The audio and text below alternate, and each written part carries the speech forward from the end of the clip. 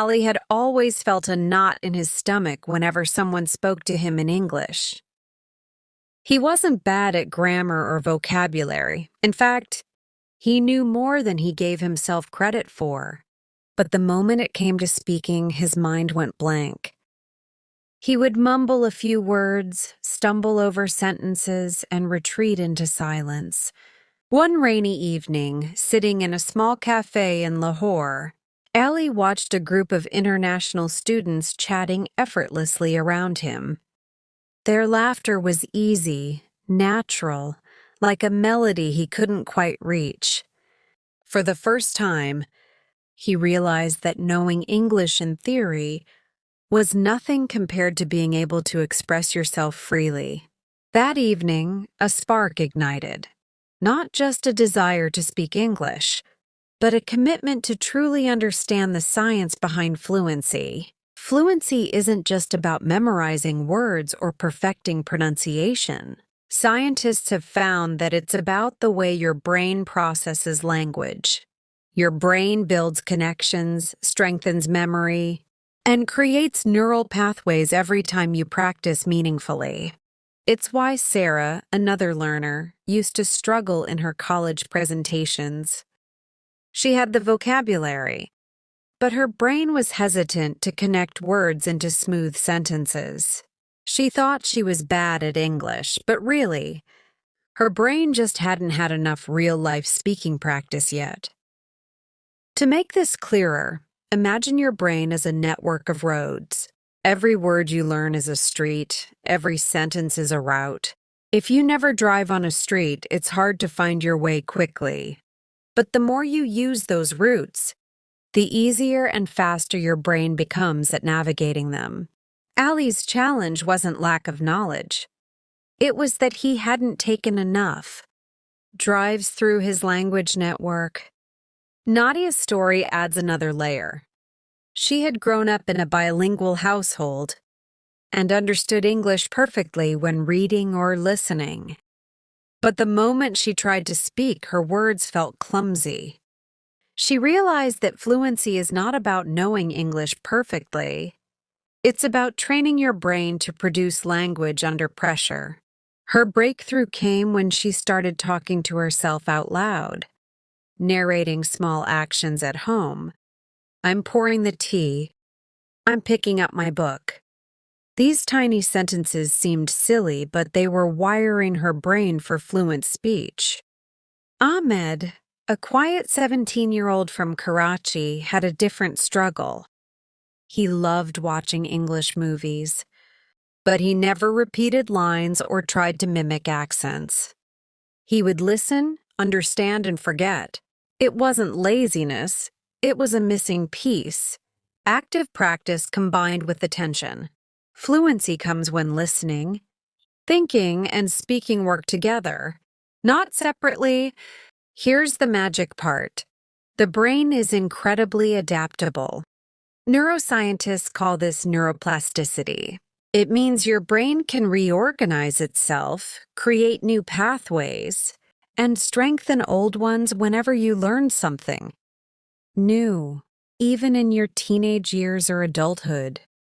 So every time Ali, Sarah, Nadia, or Ahmed practiced English in meaningful ways, their brains were literally rewiring themselves. By the end of that first month, Ali noticed small changes. He didn't freeze as often. He started forming longer sentences without mentally translating from his native language. Sarah could present a topic. Ahmed's heart raced. His first attempt was shaky, but the shopkeeper smiled and replied politely.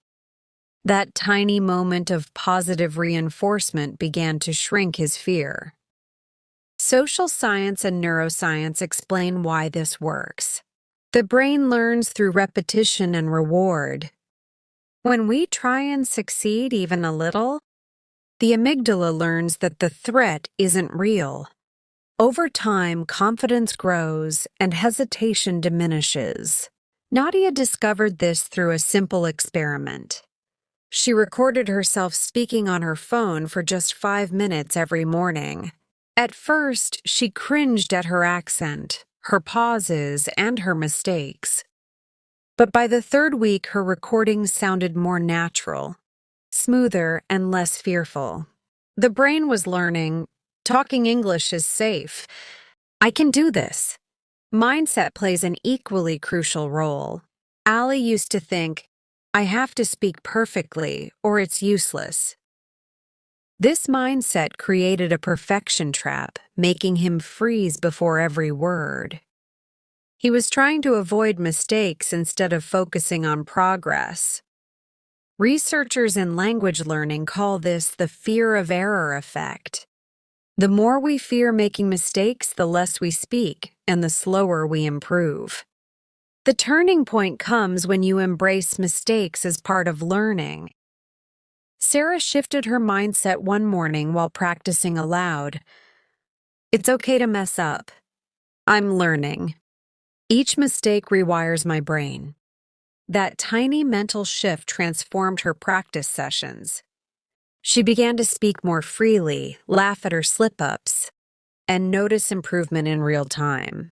Here's a story that illustrates this perfectly. Ahmed joined a group of learners online, all nervous like him. They started with tiny conversations, ordering imaginary coffee, introducing themselves, describing their rooms. The group encouraged each other, laughed at small errors, and celebrated tiny wins. Within weeks, Ahmed noticed that speaking English no longer triggered fear, only curiosity and engagement. The brain is wired to reward effort, not perfection. Every attempt at speaking strengthens neural pathways. Every small success lowers the emotional barrier. And over time, what once felt scary, speaking English in front of people, becomes natural and even enjoyable. Nadia used to spend hours memorizing word lists and grammar rules. She could ace tests, but the moment she had to speak, her sentences felt stiff, unnatural, and slow. One morning, Nadia decided to narrate her day as if she were telling a story to a friend. I opened my notebook. I poured some tea. I heard a bird singing outside the window. At first, it felt silly, but each sentence strengthened her brain's ability to link words to actions and experiences, making recall automatic. Sarah took a different approach. She loved movies but never spoke aloud. Inspired by Nadia, she started shadowing dialogues, repeating lines immediately after characters. The trick wasn't perfection. It was rhythm, intonation, and natural flow. Within weeks, each conversation rewired her brain further. Before long, she was thinking in English during discussions, rather than translating from her native language. Sarah took it offline, organizing casual meetups where people practiced English in games, storytelling, and debates. The energy of real people, real laughter, and real feedback supercharged her learning. Mistakes weren't feared. They were celebrated as part of growth. Ahmed combined social interaction with gaming, communicating in English while coordinating with teammates. The stakes were high, so his brain pushed harder to form sentences quickly. Within weeks, Ahmed could speak more spontaneously and confidently in everyday life. The lesson? Language thrives in community. Learning alone is like planting seeds in dry soil. Speaking with others waters the seeds, letting them grow into strong, resilient fluency. Ali, Sarah, Nadia, and Ahmed had all walked their unique paths, but their journeys converged at one truth. Fluency is not a talent you're born with. It's a skill you grow, moment by moment, choice by choice. Ali remembered the rainy evening in the cafe when he first felt that spark. Now, months later, he could speak with confidence, laugh at mistakes, and enjoy conversations he once feared. Fluency wasn't about perfection, it was about persistence. practice, and courage. Nadia reflected on her small morning narrations. Those tiny sentences had rewired her brain. She now spoke with flow, her thoughts moving effortlessly into words. She learned that consistency beats intensity. A little practice every day compounds into remarkable results. Sarah smiled as she reviewed a video of herself giving a mini presentation. Her voice was steady, her words natural, her ideas clear. Mistakes weren't failures. They were fuel for progress. Every stumble, every pause, every correction propelled her forward. Ahmed laughed as he described an intense online gaming session, narrating his strategy in English to his teammates. What once felt terrifying had become second nature. His brain had learned to respond quickly, automatically, effortlessly, the hallmark of true fluency. The ultimate insight for you. Fluency is a lifestyle, not an endpoint. It's about creating a daily rhythm where English is alive in your life, in stories, friends, games, movies, and thoughts. Neuroplasticity ensures your brain continues to adapt and strengthen every time you engage meaningfully. Social interaction, storytelling, active listening, and low-pressure speaking accelerate the process. The mind that once hesitated now thinks in English, dreams in English, and expresses itself freely in English. So here's the call to action. Start small. Narrate your day, repeat lines, engage in tiny conversations. Embrace mistakes. Each error is a step forward, not a setback. Seek interaction, join communities, speak with friends, participate in real-life or online discussions.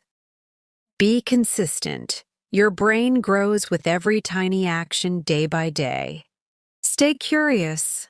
Let your love for stories, movies, music, and ideas drive your learning.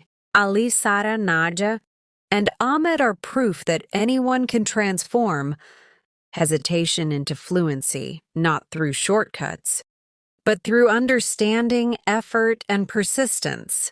And the best part? Your brain is ready to do the same for you. Imagine yourself 6 months from now, speaking naturally, thinking in English, enjoying conversations, and connecting effortlessly with people worldwide. That vision isn't a dream, it's waiting for you. All it takes is that first small step, and then the next, and the next. Fluency is yours to grow. Your voice is waiting to be heard. Start today, keep moving, and watch your English bloom.